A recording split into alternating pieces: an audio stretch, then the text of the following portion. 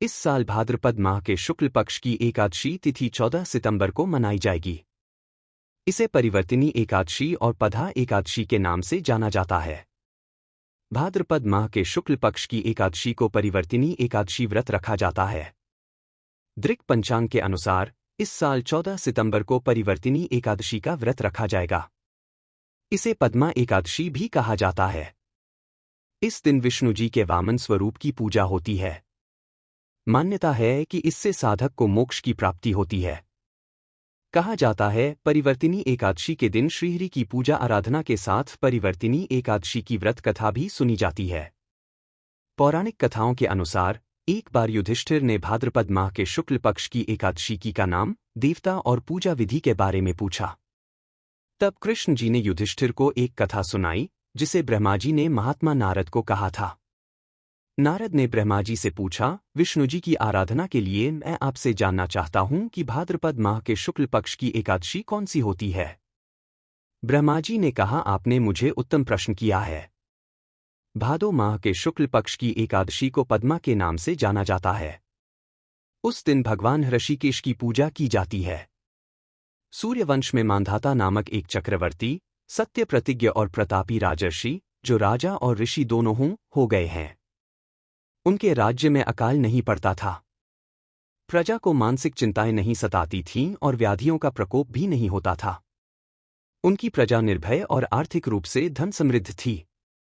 महाराज के कोष में केवल ईमानदारी से अर्जित धन का ही संग्रह था।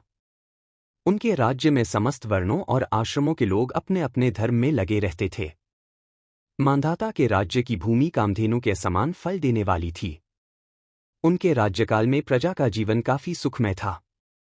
एक बार किसी कर्म के फलभोग के कारण राजा के राज्य में 3 वर्षों तक बारिश नहीं हुई, जिससे भूख से पीड़ित प्रजा नष्ट होने लगी। प्रजा महाराज के पास आकर कहने लगी कि आपको प्रजा की बात सुननी चाहिए। जल भगवान का निवास स्थान है, इसलिए वे नारायण कहलाते हैं। नारायण स्वरूप भगवान विष्णु सर्वव्यापी है। वे ही मेघ स्वरूप होकर वर्षा करते हैं और वर्षा से अन्न पैदा होता है और अन्न से प्रजा जीवित रहती है। महाराज, इस समय अन्न के बिना प्रजा का नाश हो रहा है, आता कोई उपाय कीजिए। राजा ने कहा कि आपने सही कहा है, अन्न को ब्रह्मा कहा गया है। अन्न से ही प्राणी जीवित रहता है। पुराण में भी विस्तृत रूप से वर्णन किया गया है कि राजाओं के अत्याचार से प्रजा को पीड़ा होती है, लेकिन जब मैं विचार करता हूं तो मुझे इसमें मेरे कोई अपराध नहीं नजर आते हैं। फिर भी प्रजा के हित में पूरा प्रयास करूंगा। ऐसा निश्चय करके राजा मंधाता कुछ व्यक्ति को साथ लेकर भगवान को प्रणाम करने वनों की ओर चल पड़े। वहां मुनियों और तपस्वियों से मिले। एक दिन उन्हें ब्रह्मपुत्र अंगिरा के दर्शन हुए। उनको देखते ही राजा ने दोनों हाथ जोड़कर मुनि के चरणों में प्रणाम किया। मुनि ने भी राजा का अभिनंदन स्वीकार किया और राज्य के बारे में पूछा। राजाना ने प्रजा का हाल बताकर मुनि के स्वास्थ्य के बारे में पूछा। मुनि ने राजा को आसन और अर्घ्य दिया। मुनि ने राजा के आने का कारण पूछा तो राजा ने बताया कि मेरे राज्य में सब कुछ अच्छा चल रहा था, लेकिन किसी कारणों से वर्षा का अभाव हो गया है। इसकी वजह मुझे नहीं पता है। ऋषि अंगिरा बोले, सत्ययुग सबसे उत्तम युग है। इसमें लोग परमात्मा के चिंतन में लगे रहते हैं। इस युग में केवल ब्राह्मण ही तपस्वी होते हैं, दूसरे लोग नहीं। तुम्हारे राज्य में एक शूद्र तपस्या करता है और इसकी कारण वर्षा नहीं होती है। तुम इसके प्रतिकार में यज्ञ करो, जिससे यह दोष शांत हो जाए।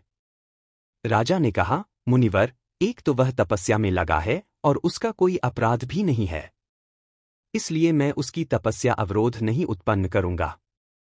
आप दोष को शांत करने वाले किसी धर्म का उपदेश कीजिए। फिर ऋषि ने कहा कि ऐसी बात है तो एकादशी का व्रत करो।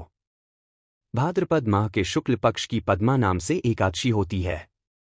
इस व्रत के प्रभाव से निश्चित ही समस्या का हल मिलेगा और तुम अपनी प्रजा और परिवार के सदस्यों के साथ इसका व्रत कर सकते हो।